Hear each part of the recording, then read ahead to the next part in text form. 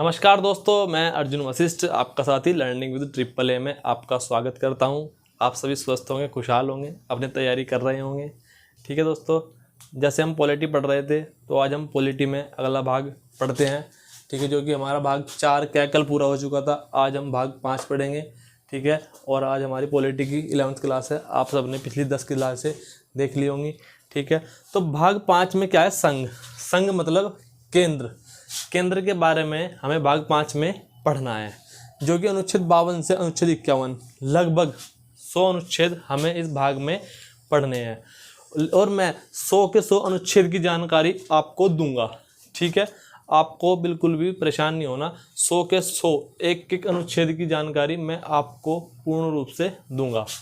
ठीक है, तो आज हम पढ़ते हैं। और ये 100 अनुच्छेद एक क्लास में कवर नहीं हो पाएंगे। लगभग 2 से 3 क्लास में मैं आपके 100 के 100 अनुच्छेद भाग 5 कवर करा दूंगा। इसमें क्या होता है, इस केंद्र में जैसे राष्ट्रपति हो गया, उपराष्ट्रपति हो गया, संसद, लोकसभा, राज्यसभा, ठीक है, सुप्रीम कोर्ट, इनसे संबंधित हमें इसके अंदर पढ़ना है। ठीक है, शुरुआत करते हैं अनुच्छेद 52 से। अनुच्छेद 51 और 51 क्या है हमने कल पढ़ लिया था। 51 क्या में हमने कल क्या पढ़ा था, मौलिक कर्तव्य, जो कि रूस से लिए गए थे। ठीक है, भाग 4 क्या है और अनुच्छेद 51 क्या है, जो कि मूल संविधान में नहीं थे, जिनको सरदार स्वर्ण सिंह समिति की सिफारिश पर 42वें संविधान संशोधन 1976 के द्वारा जोड़ा गया था। ठीक है, अब इसे देखते हैं। अनुच्छेद 52। अनुच्छेद 52 में क्या कहा गया है कि राष्ट्रपति का पद। अनुच्छेद 52 में क्या कहता है कि देश में एक राष्ट्रपति होना चाहिए। राष्ट्रपति का पद कहाँ से लिया गया है, यूएसए के संविधान से लिया गया है। ठीक है, अब देखते हैं अनुच्छेद 53। अनुच्छेद 53 में क्या है, कार्यपालिका का औपचारिक मतलब नाम मात्र का प्रधान कौन होता है, राष्ट्रपति। जो हमारी कार्यपालिका है उसका औपचारिक प्रधान कौन है, राष्ट्रपति। अनुच्छेद 53। ये तो हो गए औपचारिक राष्ट्रपति, औपचारिक प्रधान राष्ट्रपति। अगर मैं पूछूं कि कार्यपालिका का वास्तविक प्रधान कौन होता है, तो जो कार्यपालिका है हमारी उसके वास्तविक प्रधान होते हैं हमारे प्रधानमंत्री, और औपचारिक प्रधान कौन होते हैं, राष्ट्रपति। अनुच्छेद 53। ठीक है, अनुच्छेद अब देखते हैं 54। अनुच्छेद 54 में क्या है, राष्ट्रपति के निर्वाचन के बारे में बताया गया है। ठीक है, अनुच्छेद 55 देखते हैं। अनुच्छेद 55 में क्या है, राष्ट्रपति के निर्वाचन की रीति, जो कि एकल संक्रमणीय पद्धति द्वारा राष्ट्रपति का चुनाव होता है।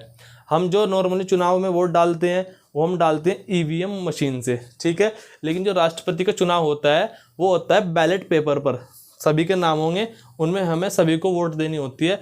बस उसमें देखना होता है कि हमने सबसे पहले प्रेफरेंस किसको दे रखी है। ठीक है, अब देखते हैं कार्यकाल। राष्ट्रपति का कार्यकाल कितना होता है, 5 वर्ष। अनुच्छेद 56।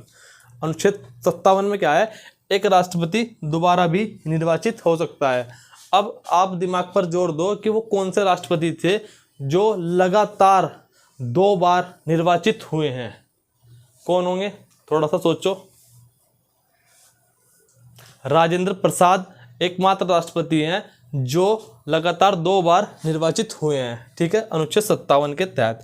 अनुच्छेद 58 में क्या है, राष्ट्रपति की योग्यताएं। जितनी भी राष्ट्रपति की योग्यताएं हैं वो सभी अनुच्छेद 58 में दी गई हैं। सभी योग्यताएं मैं आपको डिफाइन करूंगा जब मैं राष्ट्रपति को पूरा ऑपरेशन करके पढ़ाऊंगा। ठीक है, अभी हम क्या पढ़ रहे हैं, सभी अनुच्छेद और 22 भाग 5वां चल रहा है और अनुच्छेद हमारे चल ही रहे हैं। ठीक है, अनुच्छेद 59 में क्या है, राष्ट्रपति के लिए शर्तें। ठीक है, अब देख लेते हैं अनुच्छेद 60। 60 में क्या है, शपथ। राष्ट्रपति को शपथ कौन दिलाता है, राष्ट्रपति को शपथ दिलाते हैं सुप्रीम कोर्ट के मुख्य न्यायाधीश। ठीक है, राष्ट्रपति को शपथ दिलाते हैं सुप्रीम कोर्ट के मुख्य न्यायाधीश। अनुच्छेद 60। अनुच्छेद 60 के बाद आता है अनुच्छेद 61। अनुच्छेद 61 में क्या है, महाभियोग। महाभियोग क्या होता है, महाभियोग एक प्रक्रिया होती है जिसके द्वारा राष्ट्रपति को हटाया जा सकता है। लेकिन ये महाभियोग की प्रक्रिया राष्ट्रपति पर कब लगाई जाती है, ये राष्ट्रपति पर तब लगाई जाती है यदि राष्ट्रपति संविधान का उल्लंघन करते हैं, तब महाभियोग की प्रक्रिया लाई जाती है। ठीक है, अब देखते हैं अनुच्छेद 62। अनुच्छेद 62 किससे संबंधित है, राष्ट्रपति का पद यदि रिक्त हो जाता है तो वह अनुच्छेद 62 से संबंधित है। ठीक है, अब यहाँ तक राष्ट्रपति हुआ। अब देखते हैं आगे उपराष्ट्रपति। अनुच्छेद 63। देखो कैसे याद रखना, राष्ट्रपति कौन से में 51 पे ख़त्म हुए थे, 52 से राष्ट्रपति शुरू हो गया था। ये देखो ये क्या दिख रहा है उपराष्ट्रपति में, और ये क्या नज़र आ रहा 3, ये भी ऊ ये भी ऊ, तो 63 में क्या है उपराष्ट्रपति का पद। ठीक है, अनुच्छेद 63 उपराष्ट्रपति, 52 राष्ट्रपति, 63 उपराष्ट्रपति। अनुच्छेद 64 क्या कहता है? अनुच्छेद 64 कहता है कि जो हमारे उपराष्ट्रपति हैं वह राज्यसभा का सभापति होगा, उपराष्ट्रपति ही राज्यसभा का सभापति होगा। ठीक है, अनुच्छेद 65 में क्या है कार्यवाहक, यदि राष्ट्रपति का पद खाली हो जाए तो उस समय पर कार्यवाहक राष्ट्रपति जो बनेंगे वो कौन होंगे? हमारे उपराष्ट्रपति, अनुच्छेद 65 के तहत। ठीक है, अब देखते हैं अनुच्छेद 66, इसमें है उपराष्ट्रपति का निर्वाचन से संबंधित। ठीक है, अब देखते हैं 67 उपराष्ट्रपति का कार्यकाल जो कि 5 वर्ष होता है। राष्ट्रपति का भी 5 वर्ष होता है, उपराष्ट्रपति का भी 5 वर्ष होता है, लेकिन जो अमेरिका का राष्ट्रपति होता है, जो अमेरिका का राष्ट्रपति होता है उसका कार्यकाल 4 वर्ष होता है। कहाँ का? यूएसए के राष्ट्रपति का। ठीक है बात। अब देखते हैं अनुच्छेद 68 चुनाव यथाशीघ्र, इससे क्या संबंध है? अगर राष्ट्रपति का उपराष्ट्रपति का चुनाव होना है तो उसकी संविधान में समय सीमा नहीं दे रखी कि 2 माह के भीतर होना चाहिए, 3 माह के, 6 माह के भीतर, लेकिन एक शब्द का प्रयोग किया गया यथाशीघ्र, यानी कि उपराष्ट्रपति का चुनाव यदि पद खाली है तो जल्दी से जल्दी उपराष्ट्रपति का चुनाव कराना चाहिए। ठीक है, अब देखते हैं शपथ। उपराष्ट्रपति की शपथ 69 में 69 में है, और अनुच्छेद 70 में क्या है? कार्यवाहक आकस्मिक स्थिति में, इसमें तो नॉर्मल स्थिति में कार्यवाहक राष्ट्रपति, और अनुच्छेद 70 के तहत यदि कोई भी आकस्मिक स्थिति आ जाती है, जिस प्रकार राष्ट्रपति जी का स्वास्थ्य खराब हो जाना या और भी कोई घटना घट जाना जिसका संविधान में उल्लेख नहीं है, उस स्थिति में उपराष्ट्रपति ही कार्यवाहक राष्ट्रपति होंगे अनुच्छेद 70 के तहत। ठीक है दोस्तों, एक बार दोस्तों इन्हें रिवाइज कर लेते हैं। ठीक है, और जो हम ट्रिक से याद कर सकते हैं उनको भी ट्रिक बनाने की कोशिश करते हैं। ठीक है, देखते हैं अनुच्छेद 52 में क्या आ रहा? 2, राष्ट्रपति में 2, उपराष्ट्रपति में मैंने क्या बताया? 63 में 3 और ऊ का ये, तो ठीक है राष्ट्रपति 52, उपराष्ट्रपति 63। ठीक है, याद हो जाएगा दोस्तों। ठीक, अनुच्छेद 53 कार्यपालिका का औपचारिक प्रधान राष्ट्रपति, और वास्तविक प्रधान मैंने आपको बताया था प्रधानमंत्री होता है। ठीक है, 54 में राष्ट्रपति का निर्वाचन, और 55 में निर्वाचन की नीति। अनुच्छेद 56 में कार्यकाल 5 वर्ष, और यूएसए के राष्ट्रपति का कार्यकाल 4 वर्ष। ठीक है, राष्ट्रपति का कार्यकाल अनुच्छेद 56, उपराष्ट्रपति का 67 में देखो, इनका याद कर लो। 56 6 राष्ट्रपति, राष्ट्रपति से अगला पद उपराष्ट्रपति, तो 6 से अगला वर्ड 7, तो राष्ट्रपति का कार्यकाल 56 में, तो उपराष्ट्रपति का 67 में। ठीक है, 57 में दोबारा निर्वाचित, 58 में इनकी योग्यता, 59 में शर्तें, और 60 में शपथ। ठीक है, राष्ट्रपति की शपथ 60 से शपथ 60 शपथ, और उपराष्ट्रपति की शपथ 69 में है। ठीक है, 60 में शपथ 69 में शपथ, 60 में शपथ 69 में शपथ, 60 में शपथ 69 में शपथ। ठीक है, 61 में महाभियोग की प्रक्रिया है जो कि राष्ट्रपति पर लगाया जाता है। 62 में राष्ट्रपति का पद रिक्त होना। 63 में मैंने अभी बताया आपको 3 उपराष्ट्रपति। 64 में राज्यसभा का सभापति होंगे उपराष्ट्रपति। 65 में कार्यवाहक बताया मैंने आपको। 66 में निर्वाचन। 67 में कार्यकाल, और इधर 56 में कार्यकाल। ये 56 और ये 67। ठीक है, 68 में चुनाव यथाशीघ्र, और 69 में शपथ, 70 में कार्यवाहक आकस्मिक स्थिति में। ठीक है, अब आगे देखते हैं। अब देखते हैं दोस्तों आगे अनुच्छेद 71। अनुच्छेद 71 में क्या है हमारा? चुनाव विवाद। अनुच्छेद 71 में क्या है? चुनाव विवाद। किसका? राष्ट्रपति और उपराष्ट्रपति दोनों का। इनका चुनाव विवाद कौन देखता है? सुप्रीम कोर्ट देखता है। ठीक है दोस्तों, अब देखते हैं अनुच्छेद 72, मोस्ट इम्पोर्टेंट। अनुच्छेद 72 में क्या है? क्षमादान। क्षमादान की शक्ति संविधान में सिर्फ एक ही व्यक्ति को दी गई है, जो कि राष्ट्रपति को है। ठीक है, क्षमादान का मतलब इतनी बड़ी पावर है कि यदि किसी को कोर्ट के द्वारा मृत्यु दंड की सजा भी दे दी जाती है ना, तो राष्ट्रपति उस मृत्यु दंड की सजा को भी माफ़ कर सकते हैं। ये अनुच्छेद 72 समाधान इतनी बड़ी शक्ति है। ठीक है। अनुच्छेद 73, अनुच्छेद 73 में क्या है, संघ की कार्यपालिका को आसान बनाने के लिए राष्ट्रपति कानून बनाते हैं। संघ की जो कार्यपालिका होती है, जो कार्य करने वाली पालिका होती है, उसे आसान बनाने के लिए राष्ट्रपति कानून बनाते हैं अनुच्छेद 73 के तहत। ठीक है। अब देखते हैं 74। अनुच्छेद 74 में क्या होता है, राष्ट्रपति को सलाह देने के लिए एक मंत्री परिषद होती है। राष्ट्रपति को सलाह देने के लिए जो अनुच्छेद 74 में है, अनुच्छेद 74 में क्या है, राष्ट्रपति को सलाह देने के लिए एक मंत्री परिषद होती है, जिसका मुखिया कौन होते हैं, प्रधानमंत्री होते हैं। ठीक है। अनुच्छेद 74 भी हमारा इम्पोर्टेंट है कि राष्ट्रपति को सलाह देने के लिए एक मंत्री परिषद होती है, जिसका प्रमुख कौन होता है, हमारे प्रधानमंत्री होते हैं। ठीक है। अब देखते हैं अनुच्छेद 75। अनुच्छेद 75 में क्या कहा है, मंत्रियों के बारे में अन्य उपबंध, यानी कि जो ये मंत्री परिषद बनेगी, इस मंत्री परिषद का मुखिया जो होगा वो प्रधानमंत्री होता है, लेकिन उसके साथ जो अन्य मंत्री होंगे, उन अन्य मंत्रियों के बारे में उपबंध किसमें दिए गए हैं, अनुच्छेद 75 में। और जो अन्य मंत्री बनते हैं, इन अन्य मंत्रियों की नियुक्ति कौन करते हैं, इन अन्य मंत्रियों की नियुक्ति राष्ट्रपति करते हैं, लेकिन प्रधानमंत्री की सलाह पर करते हैं। ठीक है दोस्तों। अब आगे देखते हैं अनुच्छेद 76। अनुच्छेद 76 में क्या है, महान्यायवादी। महान्यायवादी कौन होता है, ये होता है कानूनी सलाहकार। कानूनी सलाहकार किसका, केंद्र सरकार का। ठीक है। अनुच्छेद 76 में क्या है, महान्यायवादी, और महान्यायवादी कौन होते हैं, कानूनी सलाहकार। अब देखते हैं अनुच्छेद 77 में क्या है, केंद्र सरकार के कार्यों की संचालन की चर्चा की गई है अनुच्छेद 77 में। ठीक है।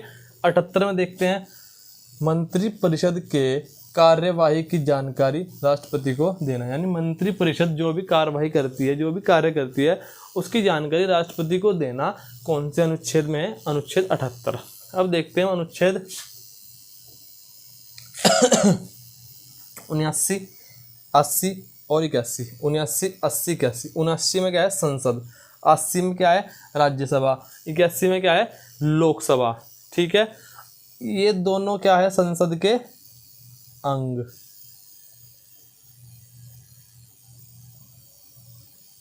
ठीक है। और एक तीसरा अंग जुड़ जाता है इसमें, राष्ट्रपति। ठीक है। तो इसको भी हम ऐसे कर लेते हैं।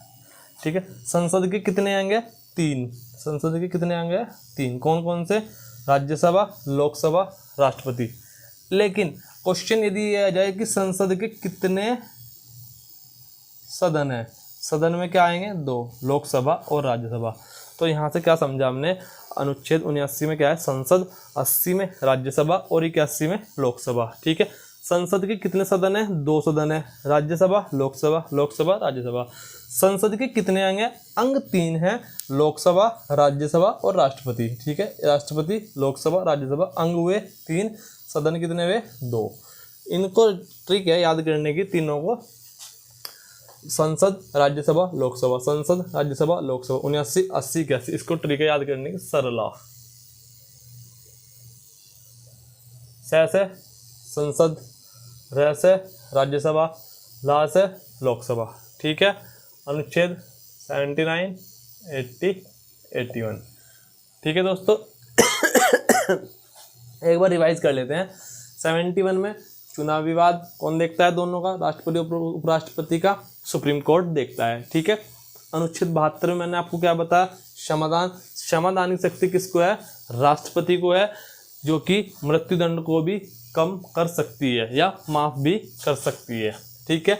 अनुच्छेद 73 में क्या बताया, संघ की कार्यपालिका को आसान बनाने के लिए राष्ट्रपति कानून बनाते हैं।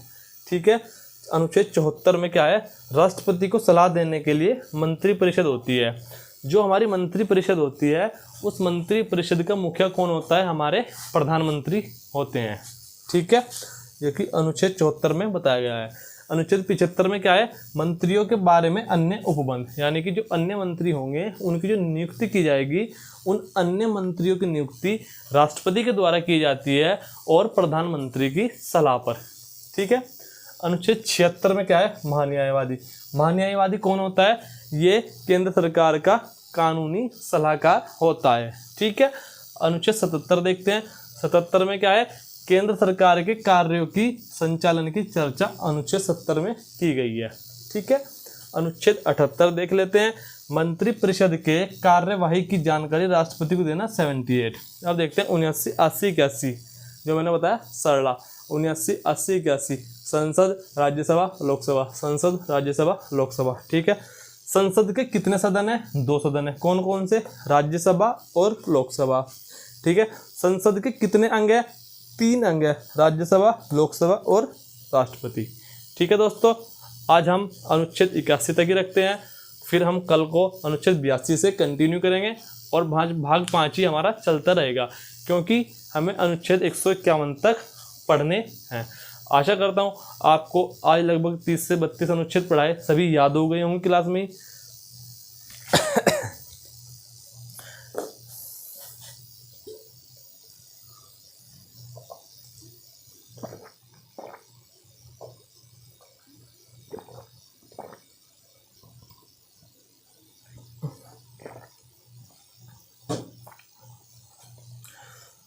सारे अनुच्छेद आपको याद हो गए होंगे। इसी प्रकार आपको जैसे एक से पढ़ते हुए आ रहे हैं 395 तक ऐसे ही लगातार सारे अनुच्छेद पढ़ाए जाएंगे।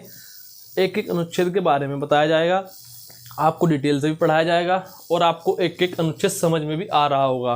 क्योंकि क्या होता है कई बार कि किसी टॉपिक से पढ़ना शुरुआत करते हैं और बीच के अनुच्छेद गायब हो जाते हैं। 77 नहीं पढ़ा होगा कभी, 78 नहीं पढ़ा होगा कभी, 73 नहीं पढ़ा होगा आपने कभी, इस प्रकार 75 नहीं पढ़ा होगा, 74 पढ़ लिया होगा। ठीक है। तो बीच बीच में अनुच्छेद गायब हो जाते हैं, लेकिन मैं आपको सीक्वेंस से एक से सारे पढ़ाऊंगा। ठीक है। उसके बाद फिर प्रत्येक विषय पर डिटेल वीडियो भी आएगी। ठीक है दोस्तों, आज की क्लास आपको कैसी लगी अपना फीडबैक ज़रूर दें और हमारे चैनल को सब्सक्राइब करें, इंस्टा आईडी हमारी फॉलो करें, व्हाट्सअप चैनल को हमारे फॉलो करें। वहाँ पर हम डेली क्वेश्चंस डालते हैं, जो टॉपिक हम यहाँ पढ़ाते हैं उससे संबंधित हम डेली क्वेश्चंस वहीं पर डालते हैं। व्हाट्सएप ग्रुप में बोर्ड PDF भी व्हाट्सएप ग्रुप में डालते हैं।